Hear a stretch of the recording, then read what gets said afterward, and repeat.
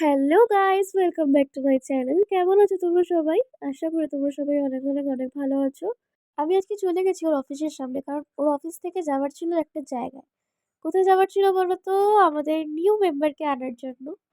আসলে আগে থেকে কোনো নেওয়ার প্ল্যান ছিল না, হঠাৎ সেদিনকেই প্ল্যান হয়েছে যে না, আজকে আনতেই হবে। অন্যদিন আনলে হবে না, আজকেই আনতে হবে। এই যে আমাদের জানু, হ্যাঁ ওর নামও রাখা হয়ে গেছে। ওকে এনে যতটুকুনি পেরেছিলাম ততটুকুনি চেষ্টা করেছিলাম সাজানোর। ওর তারপরে এরকমভাবে এন্ট্রিটা করিয়েছিলাম।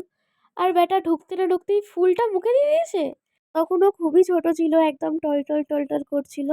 তখন ওর বয়স ছিল মাত্র 34 দিন। ওকে আমরা 34 দিনে এনেছিলাম। তারপরে দেখো টাওয়াল পেতে দিয়েছিলাম, ও তার মধ্যেতেই বসে পড়ছে, শুয়ে পড়ছে।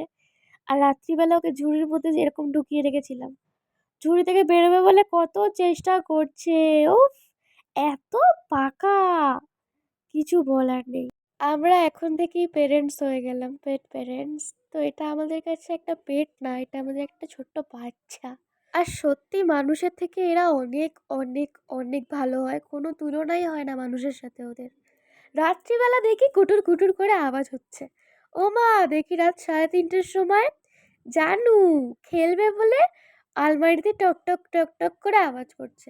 তারপর ওকে একটা বল দিয়েছিলাম, সেটা নিয়েই খেলি আমি। আজকের ভিডিওটা তাহলে এই অবধি থাক, দেখা হচ্ছে নেক্সট ভিডিওতে। ততক্ষণের জন্য টাটা গাইস, সবাই ভালো থেকো।